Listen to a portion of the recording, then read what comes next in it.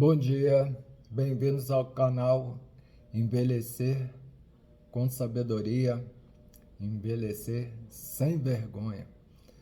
Eu estava lendo esses dias todos, né? Eu não fiz postagem, mas eu li bastante, assisti, ouvi alguns podcasts falando sobre ciência, religião, psicologia, as novas descobertas aí da neurociência e o pessoal adaptando as teorias da física quântica à filosofia e essas coisas.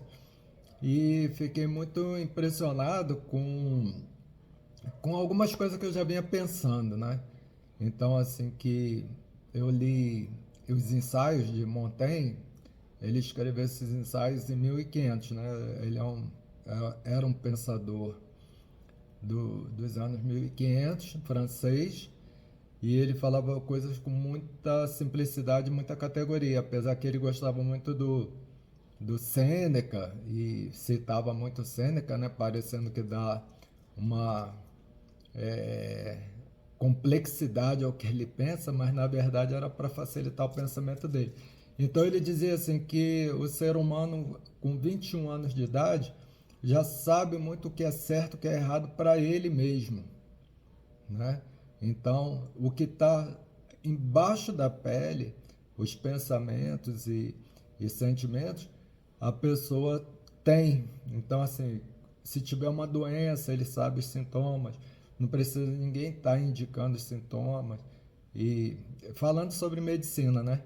Então ele condenava muitos médicos. Não é que eu estou condenando os médicos, mas ele condenava muito que às vezes o médico deixava o paciente doente de tanta medicação para tentar erradicar a consequência, né, os efeitos de determinada doença.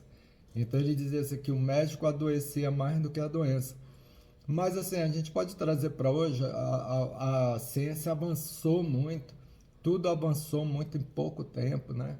E agora a gente tem muitas dúvidas em relação a essa questão de como a gente se tratar, né? Então, se a gente tem um sintoma ruim que sofre com ele, a gente tem que procurar os profissionais. Mas, ao mesmo tempo, a gente não pode se entregar de maneira a não pensar mais naquilo e deixar outra pessoa cuidar da gente. A gente também tem que se cuidar. Por isso a importância do autoconhecimento, né? Então, na gerontologia, a gente é incentivado muito a isso, né? A tentar e procurar se autoconhecer. Então, os filósofos, Sócrates, né? Platão, Aristóteles que foi o grande impulsionador da ciência, né? Fazer experimentos para provar determinada tese. Então, aí nesse podcast, é um doutorado, um doutor, né, em psicologia, psicologia clínica, psicanálise. Ele fala muito sobre isso, né? Ele fala que até os manuais de medicina, eles são uma base para se tratar determinado transtorno, mas não é uma coisa fechada em si, completa e absoluta. Então, a gente também não pode pensar a ciência como uma coisa absoluta. É uma coisa sempre em evolução, descobrindo novas coisas. E o ser humano, né, como espécie dessa terra em desenvolvimento, ele também está em desenvolvimento, né? Então, hoje em dia se fala muito em transtornos mentais e as pessoas sofrendo e querendo aquela pílula milagrosa que traga felicidade absoluta, mas a pessoa quer trazer sempre alguma coisa de fora para dentro, né? Então a cura tem que vir de dentro para fora. Claro que com o auxílio do que se descobriu. A grande discussão também sobre o uso da inteligência artificial. Eu acho que deveria mudar esse nome. Não é inteligência artificial, é inteligência amiga, né? Que como a gente usa essa inteligência na nossa vida é que vai determinar se ela é boa ou ruim.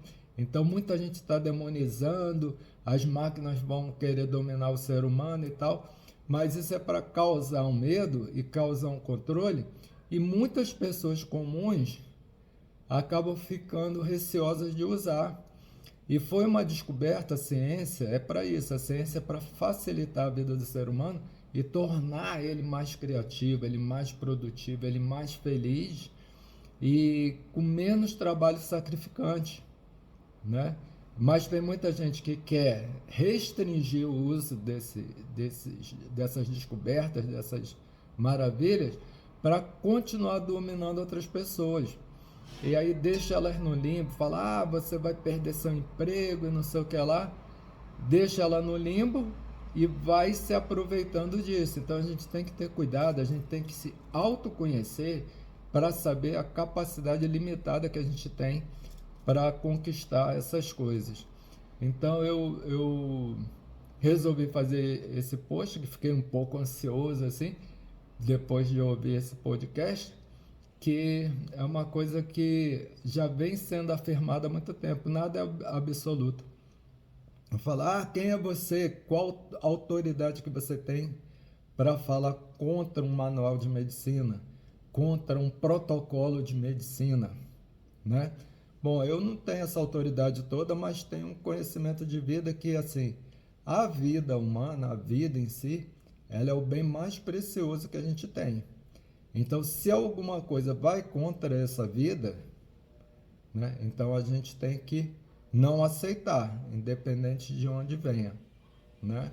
É aquele negócio, a guerra, o que é a guerra? A guerra está no coração do ser humano. E se o cara é líder e a proposta dele para resolver um problema é a guerra, então ele deveria se tratar, né? Ele deveria ser levado a um protocolo psicológico, multidisciplinar, para saber por que ele está decidindo daquela forma, a única maneira que ele vê. Então é isso. O centro é o ser humano, o centro é o que você sente, né? Então nesse podcast o psiquiatra também fala sobre isso, né? Ele fala, olha, são tantas vertentes da medicina da psiquiatria e tantas descobertas de transtornos que existem, que se for fazer uma pesquisa profunda, 95% das pessoas tem alguma espécie de transtorno, né?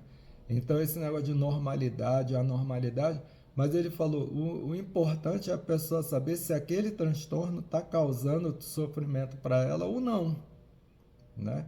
E tratar essa questão do sofrimento, né? Ele até cita um exemplo assim, uma pessoa com uma inteligência muito superior às outras.